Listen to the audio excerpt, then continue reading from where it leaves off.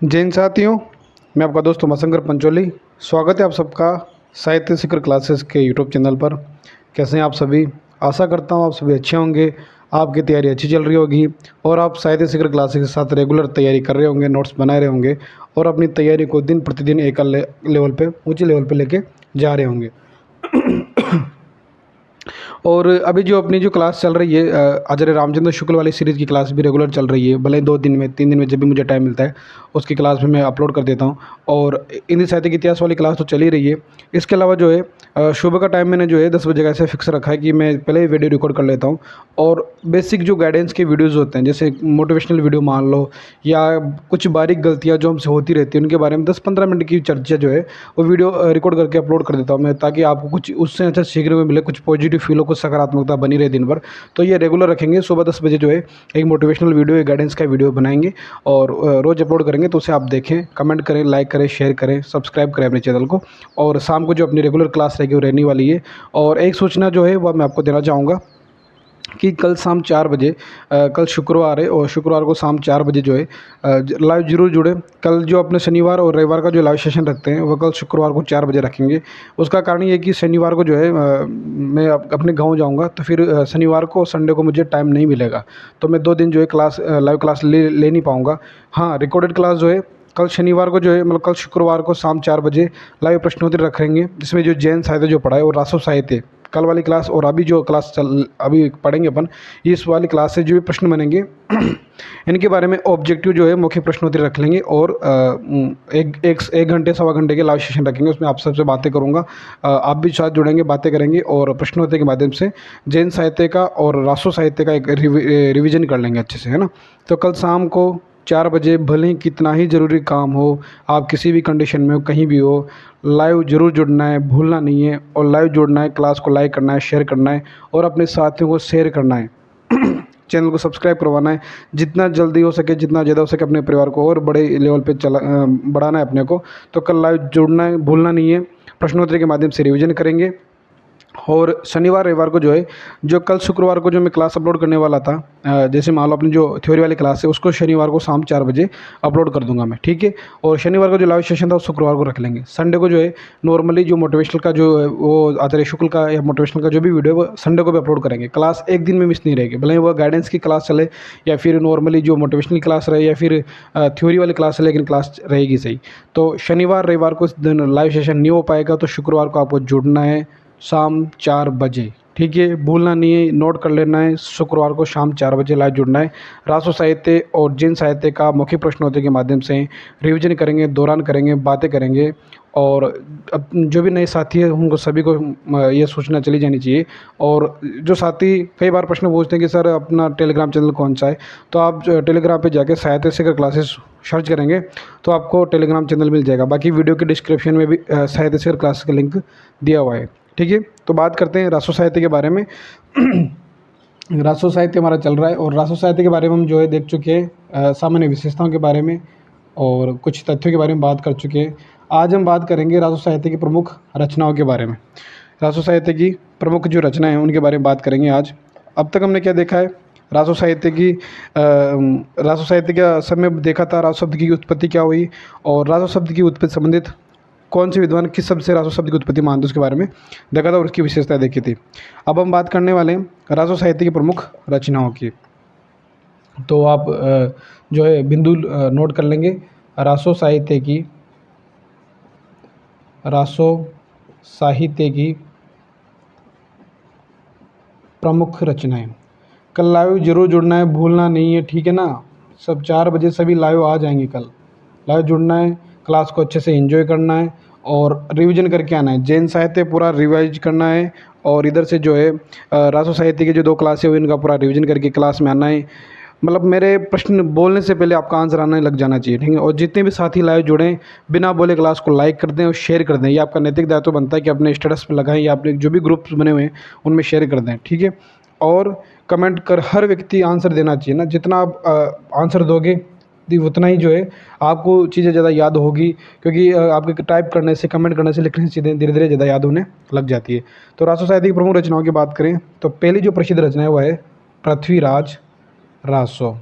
पृथ्वीराज रासो आज जो है पृथ्वीराज रासो के बारे में बात करेंगे विस्तार से। पृथ्वीराज रासो, तो सबसे पहले बात करें कि पृथ्वीराज रासो जो है इसके लेखक कौन है। आप सभी को पता ही है ये तो कि पृथ्वीराज रासो के लेखक कौन है। लेखक पृथ्वीराज रासो के लेखक जो है वो है चंद बरदाई। पृथ्वीराज रासो के लेखक कौन है? चंद बरदाई है, ये आपको सबको पता है। और बात करें कि पृथ्वीराज रासो जो है इसका काव्य स्वरूप क्या है ना, किस तरह की रचना है, प्रबंधात्मक है कि मुक्तक है कि खंड काव्य, महाकाव्य। तो ये प्रबंधात्मक रचनाएं, महाकाव्य श्रेणी की रचनाएं। ठीक है, तो नोट करेंगे काव्य स्वरूप। काव्य स्वरूप किस तरह का काव्य स्वरूप है? तो यह प्रबंधात्मक श्रेणी के अंतर्गत, यह प्रबंधात्मक श्रेणी के अंतर्गत, यह प्रबंधात्मक श्रेणी के अंतर्गत महाकाव्य, प्रबंधात्मक श्रेणी के अंतर्गत क्या है? जो महाकाव्य श्रेणी की, महाकाव्य श्रेणी की रचना मानी जाती है, रचना मानी जाती है। ठीक है, रचना मानी जाती है। तो पृथ्वीराज रासो जो है इसके लेखक चंद बरदाई हैं। काव्य का स्वरूप की बात करें तो यह प्रबंधात्मक श्रेणी के अंतर्गत महाकाव्य श्रेणी की रचना मानी जाती है। यहाँ तक नोट कर लें आप। उसके बाद फिर जो है थोड़ा इसको विस्तार से चर्चा करेंगे। यहाँ तक नोट कर लें आप ये तथ्य।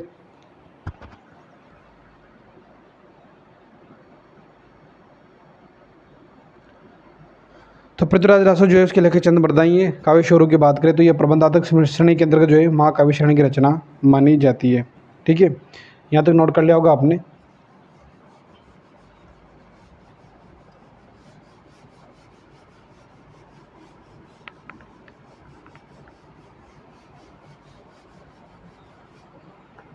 तो बात कर रहे हैं पृथ्वीराज रासो के बारे में। पृथ्वीराज रासो, पृथ्वीराज रासो। ठीक है, पृथ्वीराज रासो के बारे में बात चल रही है। तो ये किस तरह की रचना है? प्रबंधात्मक श्रेणी के अंतर्गत महाकाव्य की, महाकाव्य रचना। ठीक है, महाकाव्य श्रेणी की रचना मानी जाती है। अब बात करें तो आचार्य शुक्ल क्या कहते हैं इसके बारे में, उसे भी नोट करेंगे। आचार्य शुक्ल क्या मानते हैं? तो आचार्य शुक्ल के अनुसार जो है, पहली बात, आचार्य शुक्ल के अनुसार, आचार्य शुक्ल के अनुसार यह हिंदी साहित्य, यह जो आचार्य शुक्ल के अनुसार यह हिंदी साहित्य का क्या माना जाता है? सर्वप्रथम, पहला, सर्वप्रथम महाकाव्य, महाकाव्य माना जाता है। सर्वप्रथम जो है ये मतलब सबसे पहला महाकाव्य माना जाता है आचार्य शुक्ल के अनुसार। आचार्य शुक्ल इसे क्या मानते हैं? महाकाव्य मानते हैं। ये बात याद रखनी है ना। आचार्य शुक्ल क्या मानते हैं? पृथ्वीराज रासो को महाकाव्य मानते हैं। शुक्ल के अनुसार यह हिंदी साहित्य का सर्वप्रथम पहला जो है महाकाव्य है। दूसरी बात ये है, आचार्य शुक्ल ने जो है इसके लेखक है चंद बरदाई, उनको जो है हिंदी का प्रथम महाकाव्य माना है। तथा चंद बरदाई को, चंद बरदाई को हिंदी का प्रथम महाकवि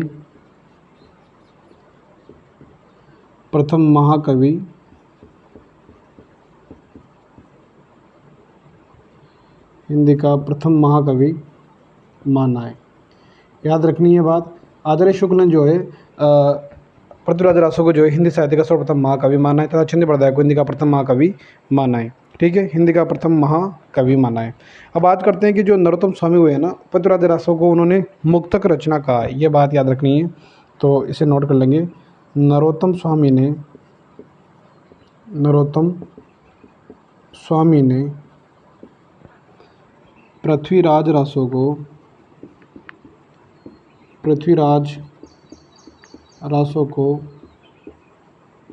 मुक्तक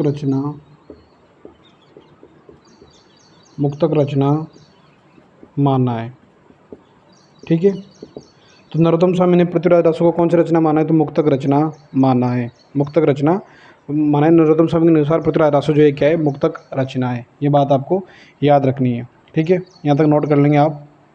नरोत्तम स्वामी ने क्या माना है? मुक्तक रचना मानना है। और आचार्य शुक्ल के अनुसार ये कौन सी रचना है? तो ये सर्वप्रथम महाकाव्य मानना है, और हिंदी का जो है प्रथम महाकवि चंद्रप्रदाय को मानना है। अब बात करते हैं पृथ्वीराज रासो के प्रधान रस या इसका अंगी रस क्या है? प्रधान रस जिसे बोलते हैं अंगी रस। प्रधान रस अंगी रस जिसे बोलते हैं वो है वीर रस या श्रृंगार रस। इसके वीर रस या जो वीर रस व श्रृंगार रस, इसके प्रधान रस हैं। दो रस हैं, वीर और श्रृंगार जो है इसके प्रधान रस हैं। वीर रस और प्रधान रस श्रृंगार रस जो है इसके मुख्य जो है प्रधान और अंगी रस है। नोट कर लें आप, स्क्रीनशॉट ले लीजिए। तो आचार्य शुक्ल के अनुसार ये हिंदी साहित्य का सर्वप्रथम महाकाव्य माना जाता है तथा चंद्रप्रदाय को महाकवि माना है। और नरोत्तम स्वामी ने पृथ्वीराज रासो को मुक्त रचना माना है। इसका प्रधान रस की बात करें तो इसका प्रधान रस अंगी रस है वीर रस और श्रृंगार रस। यहाँ तक लिख लिया होगा आपने, नोट कर लिया होगा। बात करते हैं आगे।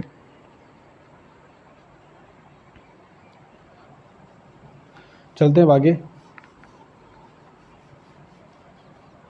देखो थोड़ी सी सही भले ठीक है, अपन क्लासें जो है ना बड़ी क्लासें नहीं हो पा रही है ना, क्लासें रख रहे हैं छोटी 30 मिनट की 32 मिनट की, ऐसी क्लासें होती है अपनी।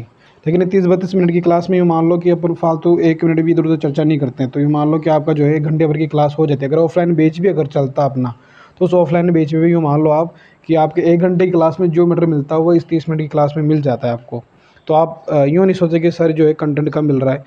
अगर मान लो तो आपके एग्ज़ाम की डेट आ जाएगी ना, तो फिर कैसे भी मैं मैनेज करूँगा, लेकिन आपके लिए जो है क्लास का टाइम बढ़ा दूँगा। भले फिर 1 घंटे की क्लास लेनी पड़े, 2 घंटे की क्लास लेनी पड़े, फिर देख लेंगे बाद में। तो आपको परेशान नहीं होना है, सब धीरे धीरे सब चीज़ें मैनेज कर लेंगे, ठीक है। लिख लिया यहाँ तक। अब बात करते हैं प्रमुख अलंकार। तो पृथ्वीराज रासो के जो प्रमुख अलंकार कौन कौन से उसके बारे में बात करते हैं। प्रमुख अलंकार, प्रधान रस हो गया। अलंकार की बात करें तो अलंकार जो है इसमें अनुप्रास व यमक का ज़्यादा प्रयोग हुआ है, ठीक है ना। प्रश्न आ जाए कि पृथ्वीराज रासो के प्रमुख अलंकार कौन से, तो अनुप्रास व यमक। अनुप्रास व यमक जो है प्रमुख अलंकार है। और बात करें कि इसके कुल कितने अध्याय हैं इसमें, कुल अध्याय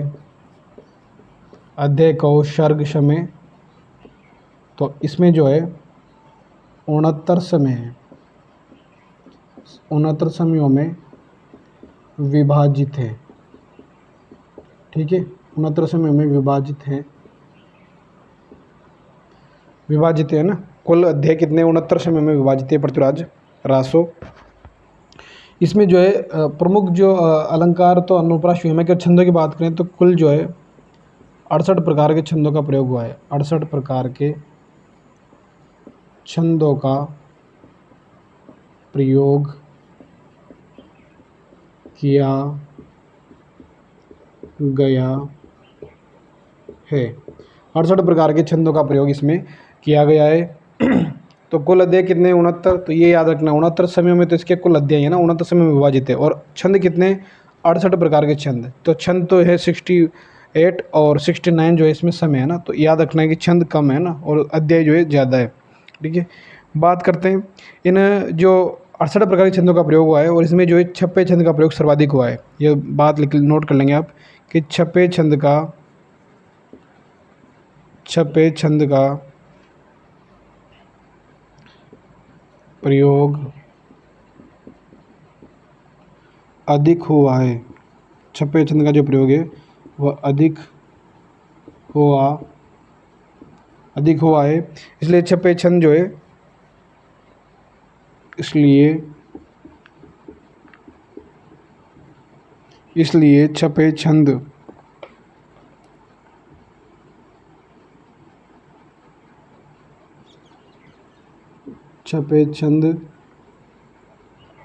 किसका, चंद्रप्रदाय का,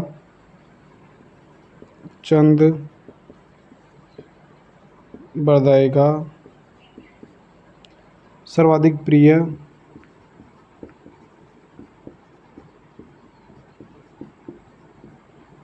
छंद माना जाता है। तो इसलिए चंद्रप्रदाय का सर्वाधिक प्रिय छंद माना जाता है छपे छंद। ठीक है, अब बात करते हैं इनके लिए। शिव सिंह सेंगर ने कोई कथन, क्या कथन कहा है? शिव सिंह सेंगर कहते हैं कि चंद्रप्रदाय जो है छपे छंद के राजा हैं। शिव सिंह सेंगर ने कहा है ना, शिव सिंह सेंगर, उन्होंने कहा कि चंद्रप्रदाय जो है छपे छंद के राजा हैं। चंद्रप्रदाय छपे छंद के राजा हैं। चंद्रप्रदाय जो है छपे छंद के राजा हैं। ये कथन किसका है? शिव सिंह सेंगर का। नोट कर ले आप यहाँ तक। तो प्रमुख अलंकार की बात हो गई। अनुप्रास और यमक जो है अलंकार का प्रयोग हुआ है। कुल अध्याय हैं 69 समय में विभाजित है और कुल 68 प्रकार के छंदों का प्रयोग किया गया है। छपे छंद का प्रयोग अधिक हुआ है, इसलिए छपे छंद जो है चंद्रप्रदाय का सर्वाधिक प्रिय छंद माना जाता है। और शिव सिंह सेंगर ने कहा है कि चंद्रप्रदाय जो है छपे छंद के राजा हैं। ठीक है, शिव सिंह सेंगर ने क्या कहा है कि चंद्रप्रदाय जो है छपे छंद के राजा हैं। ठीक है, कर लिया नोट आपने यहाँ तक? लिख लीजिए साथ के साथ। पृथ्वीराज रासो के बारे में बात कर रहे हैं, रासो साहित्य में। कल शाम को, शुक्रवार को शाम 4 बजे सभी को लाइव जुड़ना है। ठीक है, भूलना नहीं है, शाम को 4 बजे लाइव आना है कल सभी को। कम से कम जो है 100 साथी अब तक लाइव जुड़ चुके हैं, है ना। लाइव सेशन में 100 साथी हो चुके हैं जो लाइक करते हैं लाइव दौरान। तो कल 100 प्लस साथियों को लाइक का टारगेट पूरा कंप्लीट होना चाहिए और कम से कम 50-60 साथी जो है लाइव रहे ना। कितना भी इंपॉर्टेंट काम हो, आपको क्लास में आना है। भले आप 10 मिनट ही क्लास में रुको, फिर चले जाना है, लेकिन क्लास में आना है। ये मेरा आपसे निवेदन है, रिक्वेस्ट है। आपको आना है, क्लास को लाइक करना है, शेयर करना है, क्लास में प्रश्नोत्तरी में हिस्सा लेना है और बातचीत करनी है, परिचय करना है। मुझसे बातचीत होनी चाहिए आपकी। मुझे पता हो कि कौन जो है रेगुलर क्लासें देख रहे हैं, कौन स्टूडेंट जो है कहाँ से है, क्या नहीं है। मुझे भी बता रहे कि जिनके लिए मैं इतनी मेहनत कर रहा हूँ वो साथी मुझसे बातचीत करने के लिए, मुझसे जुड़ने के लिए कितने उत्साहित हैं और किस तरह तैयारी कर रहे हैं। तो उन्हें कोई प्रॉब्लम तो नहीं है, क्या समस्या आ रही है, तो ये बातें होनी चाहिए मेरे हिसाब से। यूँ मान लें कि वो एक जो सेशन होता है लाइव सेशन, उसमें एक ऑफलाइन बेच की तरह एक नॉर्मल बातचीत का सेशन होता है, उसके माध्यम से हम जुड़ पाते हैं, बातचीत कर पाते हैं। आपकी कमेंट का मैं जवाब नहीं दे पाता हूँ, तो कम से कम लाइव सेशन में ज़रूर जुड़े, बातचीत करें, है ना। तो अगले प्रश्न की चलते हैं आगे। शिव सिंह संघ ने क्या कहा है कि चंद्रप्रदाय जो है छपे छंद के राजा हैं। और प्रोफेसर जो नामवर सिंह है उन्होंने भी क्या कहा है कि चंद को छंदों का राजा कहा है। प्रोफेसर नामवर सिंह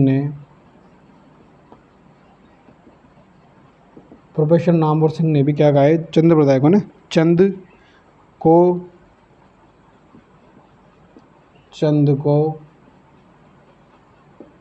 छंदों का राजा कहा है। चंद को छंदों का राजा कहा है। ठीक है, प्रोफेसर नामवर सिंह ने चंद को जो है छंदों का राजा कहा है। बात करते हैं चंद्रप्रदाय के बारे में। बात करें तो चंद्रप्रदाय जो है उनका जन्म जो है लाहौर में हुआ था।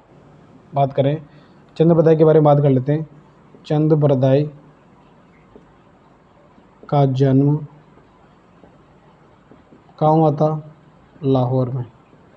याद रख लेना, चंद्रप्रदाय का जन्म जो है वह लाहौर में हुआ था। और ऐसा कहा जाता है कि पृथ्वीराज और चंद्रप्रदाय का जन्म एक ही दिन हुआ था ना। तो एक ही था जन्म, एक ही था मरण की बात प्रचलित है। तो ऐसा उल्लेख किया जाता है कि ऐसा उल्लेख किया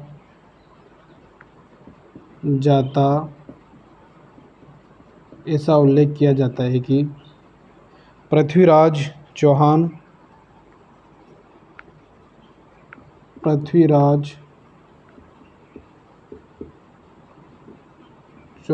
और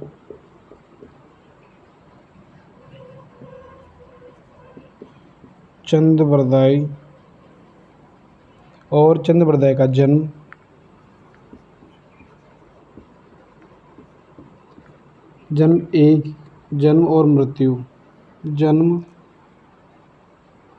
और मृत्यु एक ही दिन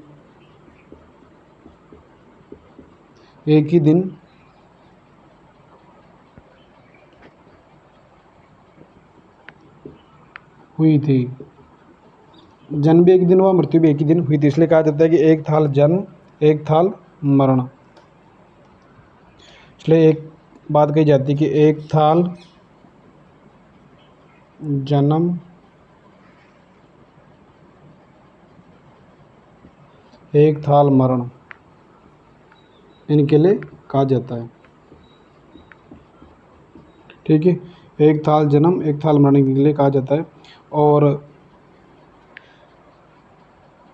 बात करें आगे तो इसकी ये तो चंद्रप्रदा के बारे में बेसिक बात होगी। उनका जन्म लाहौर में होता है और कहा जाता है कि पृथ्वीराज चौहान और चंद्रप्रदा का जन्म एक ही दिन और मृत्यु एक ही दिन हुई थी, एक थाल जन्म एक थाल मरण। अब बात कर लेते हैं पृथ्वीराज रासो की भाषा के बारे में। तो भाषा, तो पृथ्वीराज रासो की भाषा की बात करें तो राजस्थानी और ब्रजभाषा का, राजस्थानी व ब्रिज भाषा का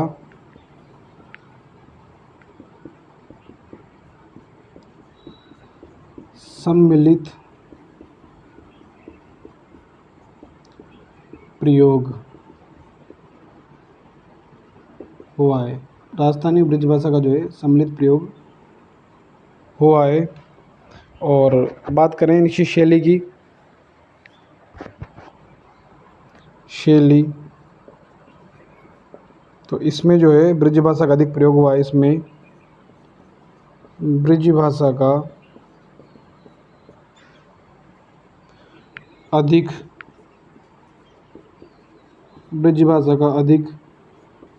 प्रयोग हुआ है। ब्रिज भाषा का जो है अधिक प्रयोग हुआ है। अतः इसमें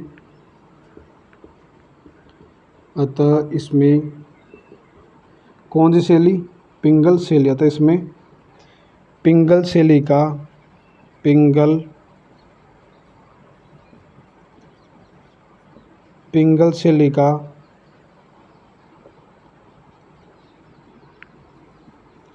प्रयोग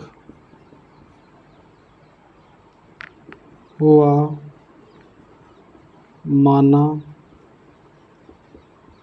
जाता है। अतः इसमें पिंगल शैली का प्रयोग हुआ माना जाता है। यहाँ तक नोट कर लें, स्क्रीनशॉट ले लीजिए। तो पृथ्वीराज रासो के बारे में बात करें तो जो शिव सिंह शंकर है वह कहते हैं कि चंद्रप्रदा जो है छपे छंद के राजा हैं। और प्रोफेसर नामवर सिंह कहते हैं कि चंद को छंदों का राजा कहा है प्रोफेसर नामवर सिंह ने नामवर सिंह ने। बात करें चंद्रप्रदा का जन्म तो उनका लाहौर में हुआ है। और ऐसा उल्लेख किया जाता है कि पृथ्वीराज चौहान और चंद्रप्रदा का जन्म जो और मृत्यु एक ही दिन हुई थी, इसलिए एक थाल जन्म एक थाल मरण के बारे में इनका प्रचलित है। भाषा की बात करें तो राजस्थानी और ब्रिज भाषा का एक सम्मिलित प्रयोग जो इसमें हुआ है पृथ्वीराज रासो में। शैली की बात करें तो इसमें ब्रिज भाषा का अधिक प्रयोग हुआ है, तो इसमें पिंगल शैली का प्रयोग हुआ माना जाता है। पिंगल शैली का प्रयोग हुआ माना जाता है। नोट कर लें यहाँ तक।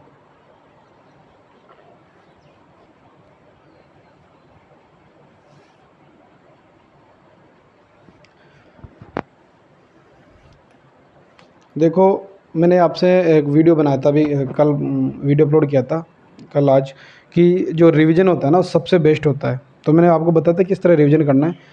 तो देखो, आप कितना भी पढ़ रहे हो लेकिन अगर रिवीजन नहीं कर रहे हैं ना तो फिर समस्या है। तो रिवीजन पे ज़्यादा फोकस करें, रिवीजन ज़रूर करें। रिवीजन मोस्ट इम्पोर्टेंट है ना, सक्सेस में रिवीजन बहुत ज़रूरी है। क्योंकि आप कितना पढ़ रहे हैं वो कोई मायने नहीं रखता है, आप कितना याद रख पा रहे हैं, कितना आप जो है आंसर निकाल पा रहे हैं, वह ज़्यादा इंपॉर्टेंट है। कम पढ़ें लेकिन कम से कम ये हो, जैसे मान लो आपने किताब पढ़ ली, उस किताब में से तो कम से ये हो ना कि इस किताब से तो बार कोई इस किताब में से कोई सा भी क्वेश्चन आ जाए, इसमें से मेरा आंसर गलत नहीं होगा। अब आप 5 किताबें पढ़ रहे हो लेकिन फिर भी आप वही ये किताब में पढ़ा वही प्रश्न, दूसरी किताब में वही प्रश्न है, तीसरी में वही प्रश्न है, फिर भी आप गलत कर पा रहे हो, तो फिर क्या मतलब है। पढ़ाई इस तरह करो, इस तरह पढ़ो कि वो होता है ना कि जैसे आप खुद को एक राजा मान के तैयारी करोगे। ठीक है, ये क्षेत्र अपना ना, एक जो क्षेत्र फिक्स कर लो, मान लो एक किताब ले तो बट ठीक है ये क्षेत्र मेरा अपना है। अब कम से कम इस क्षेत्र में तो जो कुछ भी है ना सब कुछ मुझे पता होना चाहिए, क्या क्या हो रहा है क्या नहीं हो रहा है, वो वाली तैयारी होनी चाहिए। तो ये हो कि हाँ ये क्षेत्र मेरा है और ये किताब, अब इस किताब से बाहर कोई क्वेश्चन आया वो गलत हो जाए वो बात अलग है, लेकिन इस किताब से के अंदर से कोई क्वेश्चन आएगा तो मुझसे गलत नहीं होगा, इस तरह की तैयारी होनी चाहिए। तो इस और वो कब होगी, जब ज़्यादा से ज़्यादा रिवीजन होगा। तो रिवीजन पे फोकस जरूर करें, रिवीजन ज़्यादा से ज़्यादा करें। पृथ्वीराज रासो प्रोफेसर आमर सिंह कहते हैं कि चंद को छंदों का राजा कहा है। चंद्रप्रदाय का जन्म लाहौर में, एक थाल जन्म एक थाल मरण कहा जाता है क्योंकि चंद्रप्रदाय पृथ्वीराज चौहान का जो है एक जन्म और मृत्यु की दिन हुई थी। भाषा हो गई राजस्थानी और ब्रजभाषा का सम्मिलित प्रयोग हुआ है। शैली ब्रजभाषा का प्रयोग अधिक हुआ है, अतः इसमें पिंगल शैली का प्रयोग हुआ माना जाता है। ठीक है, चलते हैं आगे।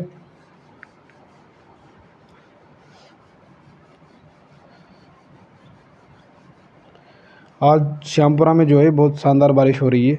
सुबह लगभग 3-4 घंटे हो गए, 1 बजे से बारिश हो रही है और आपकी तरफ भी हो ही रही होगी बारिश। तो बहुत शानदार मौसम है, पढ़ाई का भी अच्छा मौसम है, घूमने फिरने का भी अच्छा मौसम है। लेकिन बेरोज़गार के लिए तो घूमना फिरना कुछ भी करना एक प्रकार से मेरे हिसाब से वर्तमान समय में तो सही नहीं है, क्योंकि वैकेंसी सामने है, तो घूमने फिरने का कोई मतलब नहीं है। वो कहते हैं ना कि नो बेरोज़गार के लिए तो वही दिन दिवाली वही दिन होली होती है जिस दिन उसके जॉब लग जाती है। तो अभी आप जो कहीं अगर ठीक है आपके दोस्त आपके साथी कुछ जगह ऐसा प्लान कर रहे हैं कहीं घूमने फिरने का, तो मेरा ये मानना है कि आप उसे स्किप कर दें अभी, क्योंकि आपका जो है समय जो है अभी आपका संघर्ष का समय चल रहा है, ना कि एंजॉय करने का। तो अभी तैयारी फोकस करें। फिर भी अगर कई साथी जो है अभी जो अपनी क्लास को देखते हैं और वो कहीं घूमने फिरने जा रहे हैं इस मौसम में, तो कृपया ध्यान रखें ना, पहाड़ों पे नदी नालों का इधर ध्यान रखें। इस समय बहुत ही जो है अभी पहले कुछ दिनों पहले एक महाराष्ट्र का एक वीडियो आया था, पूरा परिवार जो है एक इस पानी की इस बहाव के झरने के पानी के बीच में बह गया। तो कृपया घूमने भी जाएँ तो थोड़ी सतर्कता रखें, सावधानी रखें। ये आप एक छोटे भाई के हिसाब से एक निवेदन मान सकते हैं मेरा। ठीक है, बात करें अब इसके नायक की। इसका नायक कौन है? पृथ्वीराज रासो में नायक नायक की बात करते हैं तो अजमेर के जो चौहान राजा थे अर्णोराज के पोते एवं सोमेश्वर के पुत्र जो है पृथ्वीराज राज चौहान जो है इसके नायक थे। तो अजमेर के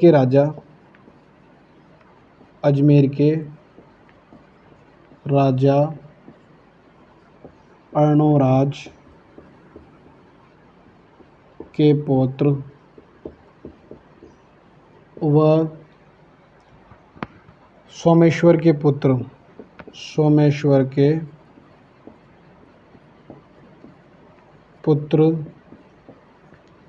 पृथ्वीराज चौहान इस रचना के नायक हैं। ठीक है, तो कहाँ के? अजमेर के राजा अर्णोराज के पोते और सोमेश्वर के पुत्र यानी कि पृथ्वीराज चौहान के पिता कौन हुए? सोमेश्वर जी दादाजी अर्णोराज। पृथ्वीराज चौहान इस रचना के नायक हैं। अब नायक में भी अलग अलग 4 कोटियाँ मानी गई हैं नायकों की। धीरोदत्त, तो इसमें जो है नायक कौन सा है? वो है धीरोदात्त नायक है ना। तो नायक की श्रेणी प्रश्न आ सकता है कि नायक की श्रेणी का है। नायक की श्रेणी, तो नायक की श्रेणी में धीरोदात्त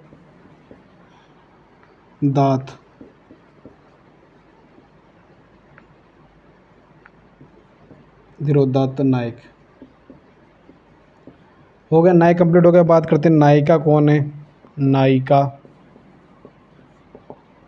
नायिका की बात करें तो इसमें जो है कन्नौज के राजा थे जयचंद, उसकी पुत्री संयोगिता।